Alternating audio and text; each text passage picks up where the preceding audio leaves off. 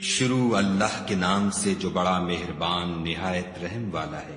سب تعریف خدا ہی کو ہے جس نے اپنے بندے محمد صلی اللہ علیہ وآلہ وسلم پر یہ کتاب نازل کی اور اس میں کسی طرح کی کجی اور پیچیدگی نہ رکھی، بلکہ سیدھی اور سلیس اتاری تاکہ لوگوں کو عذاب سخت سے جو اس کی طرف سے آنے والا ہے ڈرائے، اور مومنوں کو جو نیک عمل کرتے ہیں خوشخبری سنائے کہ ان کے لیے ان کے کاموں کا نیک بدلہ یعنی بہشت ہے جس میں وہ ابد الآباد رہیں گے، اور ان لوگوں کو بھی ڈرائے جو کہتے ہیں کہ خدا نے کسی کو بیٹا بنا لیا ہے، ان کو اس بات کا کچھ بھی علم نہیں اور نہ ان کے باپ دادا ہی کو تھا۔ یہ بڑی سخت بات ہے جو ان کے منہ سے نکلتی ہے، اور کچھ شک نہیں کہ یہ جو کچھ کہتے ہیں محض جھوٹ ہے۔ اے پیغمبر صلی اللہ علیہ وآلہ وسلم، اگر یہ اس کلام پر ایمان نہ لائیں تو شاید تم ان کے پیچھے رنج کر کر کے اپنے تئیں ہلاک کر دو گے۔ جو چیز زمین پر ہے ہم نے اس کو زمین کے لیے آرائش بنایا ہے تاکہ لوگوں کی آزمائش کریں کہ ان میں کون اچھے عمل کرنے والا ہے، اور جو چیز زمین پر ہے ہم اس کو نابود کر کے بنجر میدان کر دیں گے۔ کیا تم خیال کرتے ہو کہ غار اور لوح والے ہماری نشانیوں میں سے عجیب تھے؟ جب وہ جوان غار میں جا رہے تو کہنے لگے کہ اے ہمارے پروردگار، ہم پر اپنے ہاتھ سے رحمت نازل فرما اور ہمارے کام میں درستی کے سامان مہیا کر۔ تو ہم نے غار میں کئی سال تک ان کے کانوں پر نیند کا پردہ ڈالے یعنی ان کو سلائے رکھا، پھر ان کو جگہ اٹھایا تاکہ معلوم کریں کہ جتنی مدت وہ غار میں رہے دونوں جماعتوں میں سے اس کی مقدار کس کو خوب یاد ہے۔ ہم ان کے حالات تم سے صحیح صحیح بیان کرتے ہیں۔ وہ کئی جوان تھے جو اپنے پروردگار پر ایمان لائے تھے، اور ہم نے ان کو اور زیادہ ہدایت دی تھی، اور ان کے دلوں کو مربوط یعنی مضبوط کر دیا۔ جب وہ اٹھ کھڑے ہوئے تو کہنے لگے کہ ہمارا پروردگار آسمانوں اور زمین کا مالک ہے، ہم اس کے سوا کسی کو معبود سمجھ کر نہ پکاریں گے۔ اگر ایسا کیا تو اس وقت ہم نے بعید از عقل بات کہی، ان ہماری قوم کے لوگوں نے اس کے سوا اور معبود بنا رکھے ہیں، بھلا یہ ان کے خدا ہونے پر کوئی کھلی دلیل کیوں نہیں لاتے؟ تو اس سے زیادہ کون ظالم ہے جو خدا پر جھوٹ افطرا کرے؟ اور جب تم نے ان مشرکوں سے اور جن کو یہ خدا کے سوا عبادت کرتے ہیں ان سے کنارہ کر لیا ہے تو غار میں چل رہو، تمہارا پروردگار تمہارے لیے اپنی رحمت وسیع کر دے گا اور تمہارے کاموں میں آسانی کے سامان مہیا کرے گا۔ اور جب سورج نکلے تو تم دیکھو کہ دھوپ ان کے غار سے داہنی طرف سمٹ جائے، اور جب غروب ہو تو ان سے بائیں طرف کترا جائے، اور وہ اس کے میدان میں تھے۔ یہ خدا کی نشانیوں میں سے ہیں، جس کو خدا ہدایت دے وہ ہدایت یاب ہے، اور جس کو گمراہ کرے تو تم اس کے لیے کوئی دوست راہ بتانے والا نہ پاؤ گے۔ اور تم ان کو خیال کرو کہ جاگ رہے ہیں حالانکہ وہ سوتے ہیں، اور ہم ان کو دائیں اور بائیں کروٹ بدلاتے تھے، اور ان کا کتا چوکھٹ پر دونوں ہاتھ پھیلائے ہوئے تھا۔ اگر تم ان کو جھانک کر دیکھتے تو پیٹھ پھیر کر بھاگ جاتے اور ان سے دہشت میں آ جاتے۔ اور اسی طرح ہم نے ان کو اٹھایا تاکہ آپس میں ایک دوسرے سے دریافت کریں۔ ایک کہنے والے نے کہا کہ تم یہاں کتنی مدت رہے؟ انہوں نے کہا کہ ایک دن یا اس سے بھی کم۔ انہوں نے کہا کہ جتنی مدت تم رہے ہو تمہارا پروردگار ہی اس کو خوب جانتا ہے۔ تو اپنے میں سے کسی کو یہ روپیہ دے کر شہر کو بھیجو، وہ دیکھے کہ نفیس کھانا کون سا ہے تو اس میں سے کھانا لے آئے، اور آہستہ آہستہ آئے جائے، اور تمہارا حال کسی کو نہ بتائے۔ اگر وہ تم پر دسترس پالیں گے تو تمہیں سنگسار کر دیں گے یا پھر اپنے مذہب میں داخل کر لیں گے، اور اس وقت تم کبھی فلاح نہیں پاؤ گے۔ اور اسی طرح ہم نے لوگوں کو ان کے حال سے خبردار کر دیا تاکہ وہ جانیں کہ خدا کا وعدہ سچا ہے، اور یہ کہ قیامت جس کا وعدہ کیا جاتا ہے اس میں کچھ شک نہیں۔ اس وقت لوگ ان کے بارے میں باہم جھگڑنے لگے اور کہنے لگے کہ ان کے غار پر عمارت بنا دو۔ ان کا پروردگار ان کے حال سے خوب واقف ہے۔ جو لوگ ان کے معاملے میں غلبہ رکھتے تھے وہ کہنے لگے کہ ہم ان کے غار پر مسجد بنائیں گے۔ بعض لوگ اٹکل پچو کہیں گے کہ وہ 3 تھے اور چوتھا ان کا کتا تھا، اور بعض کہیں گے کہ وہ 5 تھے اور چھٹا ان کا کتا تھا، اور بعض کہیں گے کہ وہ 7 تھے اور 8واں ان کا کتا تھا۔ کہہ دو کہ میرا پروردگار ہی ان کے شمار سے خوب واقف ہے۔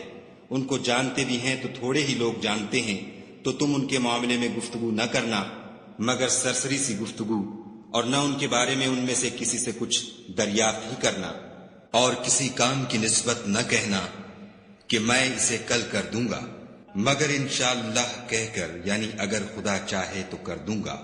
اور جب خدا کا نام لینا بھول جاؤ تو یاد آنے پر لے لو، اور کہہ دو کہ امید ہے کہ میرا پروردگار مجھے اس سے بھی زیادہ ہدایت کی باتیں بتائے۔ اور اصحاب کہف اپنے غار میں 9 اوپر 300 سال رہے۔ کہہ دو کہ جتنی مدت وہ رہے اسے خدا ہی خوب جانتا ہے۔ اسی کو آسمانوں اور زمین کی پوشیدہ باتیں معلوم ہیں، وہ کیا خوب دیکھنے والا اور کیا خوب سننے والا ہے، اس کے سوا ان کا کوئی کارساز نہیں، اور نہ وہ اپنے حکم میں کسی کو شریک کرتا ہے۔ اور اپنے پروردگار کی کتاب کو جو تمہارے پاس بھیجی جاتی ہے پڑھتے رہا کرو، اس کی باتوں کو کوئی بدلنے والا نہیں، اور اس کے سوا تم کہیں پناہ بھی نہیں پاؤ گے۔ اور جو لوگ صبح و شام اپنے پروردگار کو پکارتے اور اس کی خوشنودی کے طالب ہیں، ان کے ساتھ صبر کرتے رہو، اور تمہاری نگاہیں ان میں سے گزر کر اور طرف نہ دوڑیں کہ تم آرائش زندگانی دنیا کے خاص گار ہو جاؤ۔ اور جس شخص کے دل کو ہم نے اپنی یاد سے غافل کر دیا ہے اور وہ اپنی خواہش کی پیروی کرتا ہے اور اس کا کام حد سے بڑھ گیا ہے، اس کا کہا نہ ماننا، اور کہہ دو کہ لوگو یہ قرآن تمہارے پروردگار کی طرف سے برحق ہے، تو جو چاہے ایمان لائے اور جو چاہے کافر رہے۔ ہم نے ظالموں کے لیے دوزخ کی آگ تیار کر رکھی ہے جس کی قناتیں ان کو گھیر رہی ہوں گی، اور اگر فریاد کریں گے تو ایسے کھولتے ہوئے پانی سے ان کی دادرسی کی جائے گی جو پگھلے ہوئے تانبے کی طرح گرم ہوگا، اور جو منہوں کو بھون ڈالے گا ان کے پینے کا پانی بھی برا اور آرام گاہ بھی بری۔ اور جو ایمان لائے اور کام بھی نیک کرتے رہے تو ہم نیک کام کرنے والوں کا اجر ضائع نہیں کرتے۔ ایسے لوگوں کے لیے ہمیشہ رہنے کے باغ ہیں جن میں ان کے محلوں کے نیچے نہریں بہ رہی ہیں، ان کو وہاں سونے کے کنگن پہنائے جائیں گے، اور وہ باریک دیبا اور اطلس کے سبز کپڑے پہنا کریں گے، اور تختوں پر تکیے لگا کر بیٹھا کریں گے۔ کیا خوب بدلہ اور کیا خوب آرام گاہ ہے۔ اور ان سے دو شخصوں کا حال بیان کرو جن میں سے ایک کو ہم نے انگور کے 2 باغ عنایت کیے تھے اور ان کے گردا گرد کھجوروں کے درخت لگا دیے تھے اور ان کے درمیان کھیتی پیدا کر دی تھی۔ دونوں باغ کثرت سے پھل لاتے اور اس کی پیداوار میں کسی طرح کی کمی نہ ہوتی، اور دونوں میں ہم نے ایک نہر بھی جاری کر رکھی تھی، اور اس طرح اس شخص کو ان کی پیداوار ملتی رہتی تھی۔ تو ایک دن جب کہ وہ اپنے دوست سے باتیں کر رہا تھا، کہنے لگا کہ میں تم سے مال و دولت میں بھی زیادہ ہوں اور جتھے اور جماعت کے لحاظ سے بھی زیادہ عزت والا ہوں، اور ایسی شیخیوں سے اپنے حق میں ظلم کرتا ہوا اپنے باغ میں داخل ہوا۔ کہنے لگا کہ میں نہیں خیال کرتا کہ یہ باغ کبھی تباہ ہو، اور نہ خیال کرتا ہوں کہ قیامت برپا ہو، اور اگر میں اپنے پروردگار کی طرف لوٹایا بھی جاؤں تو وہاں ضرور اس سے اچھی جگہ پاؤں گا۔ تو اس کا دوست جو اس سے گفتگو کر رہا تھا کہنے لگا کہ کیا تم اس خدا سے کفر کرتے ہو جس نے تم کو مٹی سے پیدا کیا، پھر نطفے سے، پھر تمہیں پورا مرد بنایا؟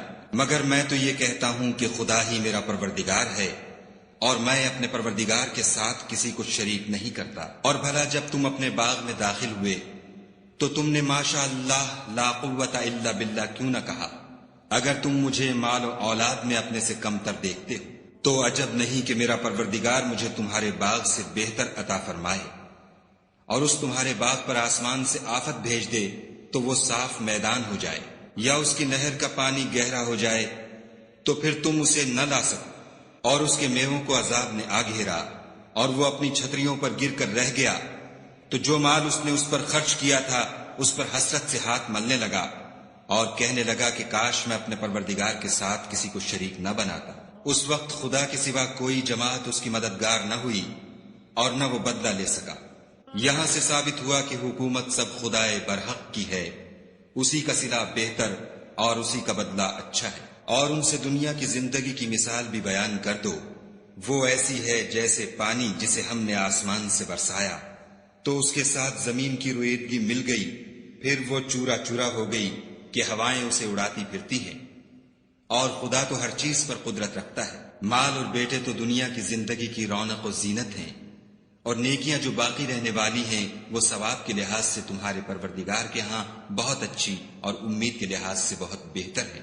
اور جس دن ہم پہاڑوں کو چلائیں گے اور تم زمین کو صاف میدان دیکھو گے اور ان لوگوں کو ہم جمع کر لیں گے تو ان میں سے کسی کو بھی نہیں چھوڑیں گے، اور سب تمہارے پروردگار کے سامنے صف باندھ کر لائے جائیں گے۔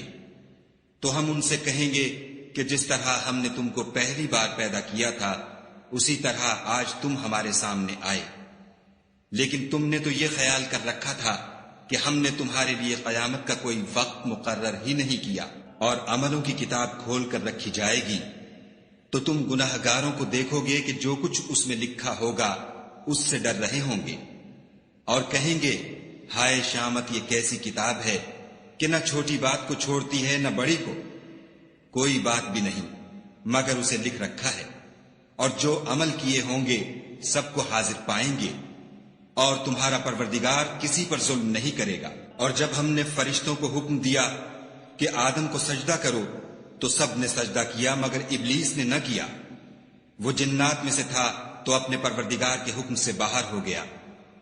کیا تم اس کو اور اس کی اولاد کو میرے سوا دوست بناتے ہو، حالانکہ وہ تمہارے دشمن ہیں، اور شیطان کی دوستی ظالموں کے لیے خدا کی دوستی کا برا بدل ہے۔ میں نے ان کو نہ تو آسمانوں اور زمین کے پیدا کرنے کے وقت بلایا تھا اور نہ خود ان کے پیدا کرنے کے وقت، اور میں ایسا نہ تھا کہ گمراہ کرنے والوں کو مددگار بناتا۔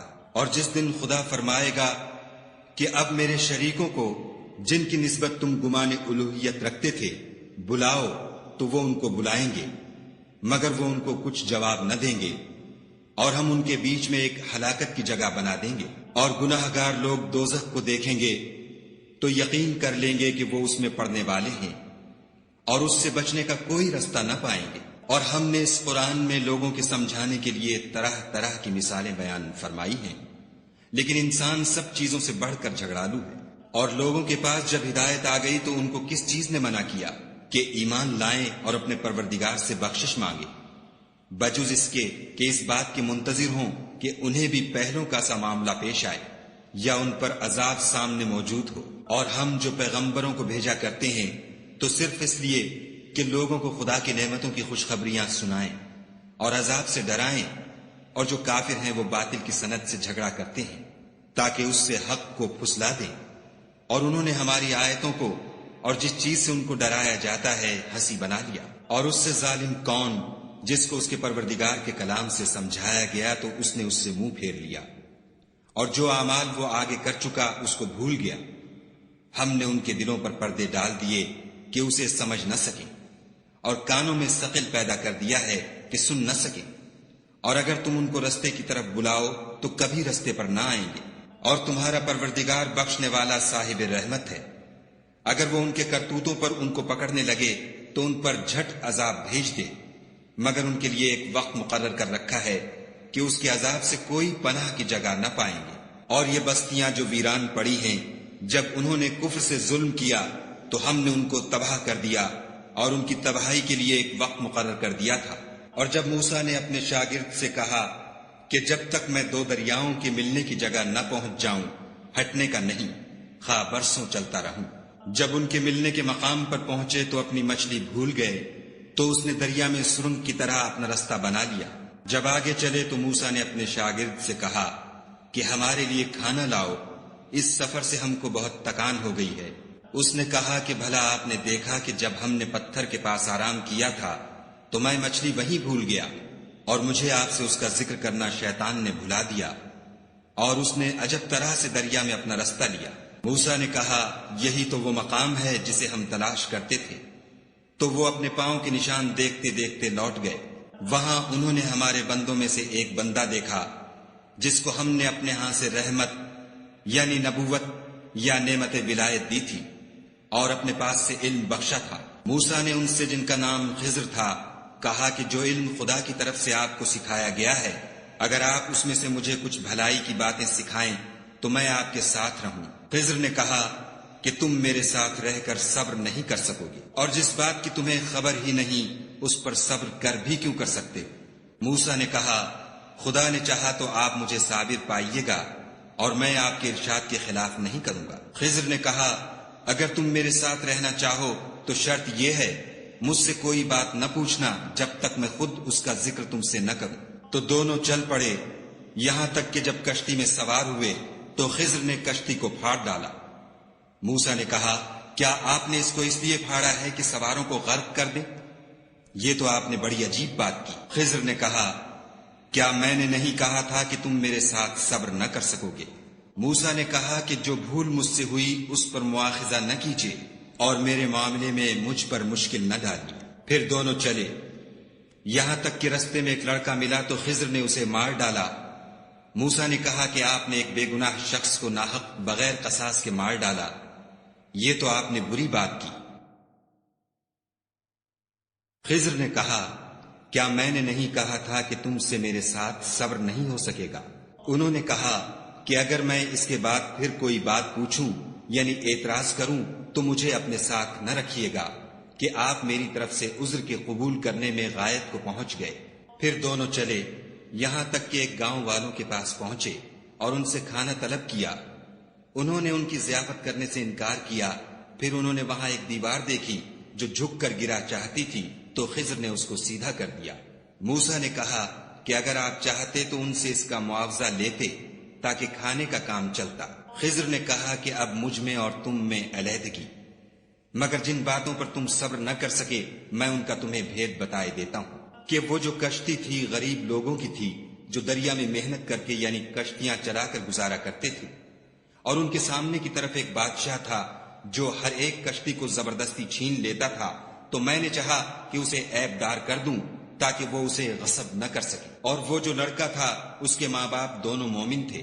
ہمیں اندیشہ ہوا کہ وہ بڑا ہو کر بد کردار ہوگا، کہیں ان کو سرکشی اور کفر میں نہ پھنسا دے، تو ہم نے چاہا کہ ان کا پروردگار اس کی جگہ ان کو اور بچہ عطا فرمائے جو پاک تینتی میں بہتر اور محبت میں زیادہ قریب ہو۔ اور وہ جو دیوار تھی سو 2 یتیم لڑکوں کی تھی جو اس شہر میں رہتے تھے، اور اس کے نیچے ان کا خزانہ مدفون تھا، اور ان کا باپ ایک نیک آدمی تھا، تو تمہارے پروردگار نے چاہا کہ وہ اپنی جوانی کو پہنچ جائیں اور پھر اپنا خزانہ نکالیں۔ یہ تمہارے پروردگار کی مہربانی ہے اور یہ کام میں نے اپنی طرف سے نہیں کیے، یہ ان باتوں کی حقیقت ہے جن پر تم صبر نہ کر سکے۔ اور تم سے ذوالقرنین کے بارے میں دریافت کرتے ہیں، کہہ دو کہ میں اس کا کسی قدر حال تمہیں پڑھ کر سناتا ہوں۔ ہم نے اس کو زمین میں بڑی دسترس دی تھی اور ہر طرح کا سامان عطا کیا تھا، تو اس نے سفر کا ایک سامان کیا، یہاں تک کہ جب سورج کے غروب ہونے کی جگہ پہنچا تو اسے ایسا پایا کہ ایک کیچڑ کی ندی میں ڈوب رہا ہے، اور اس ندی کے پاس ایک قوم دیکھی۔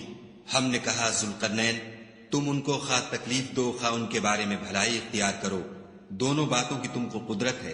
ذوالقرنین نے کہا کہ جو کفر و بد کرداری سے ظلم کرے گا اسے ہم عذاب دیں گے، پھر جب وہ اپنے پروردگار کی طرف لوٹایا جائے گا تو وہ بھی اسے بڑا عذاب دے گا، اور جو ایمان لائے گا اور عمل نیک کرے گا اس کے لیے بہت اچھا بدلہ ہے، اور ہم اپنے معاملے میں اس پر کسی طرح کی سختی نہیں کریں گے بلکہ اس سے نرم بات کہیں گے۔ پھر اس نے ایک اور سامان سفر کا کیا، یہاں تک کہ سورج کے طلوع ہونے کے مقام پر پہنچا تو دیکھا کہ وہ ایسے لوگوں پر طلوع کرتا ہے جن کے لیے ہم نے سورج کے اس طرف کوئی اوٹ نہیں بنائی تھی۔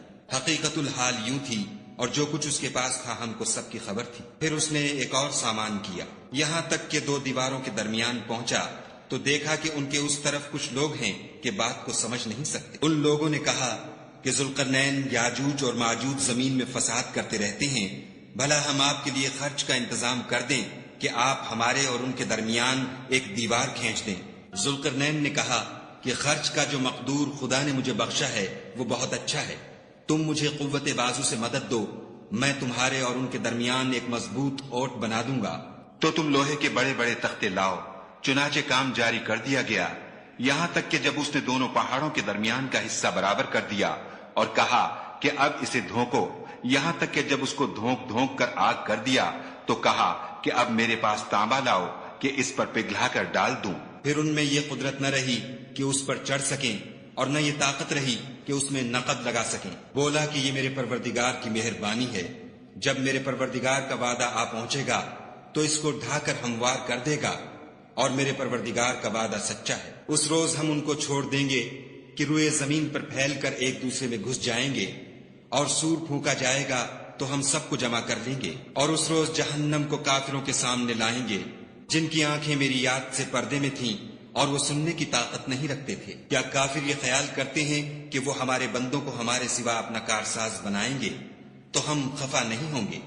ہم نے ایسے کافروں کے لیے جہنم کی مہمانی تیار کر رکھی ہے۔ کہہ دو کہ ہم تمہیں بتائیں جو عملوں کے لحاظ سے بڑے نقصان میں ہیں، وہ لوگ جن کی صحیح دنیا کی زندگی میں برباد ہو گئی اور وہ یہ سمجھے ہوئے ہیں کہ اچھے کام کر رہے ہیں۔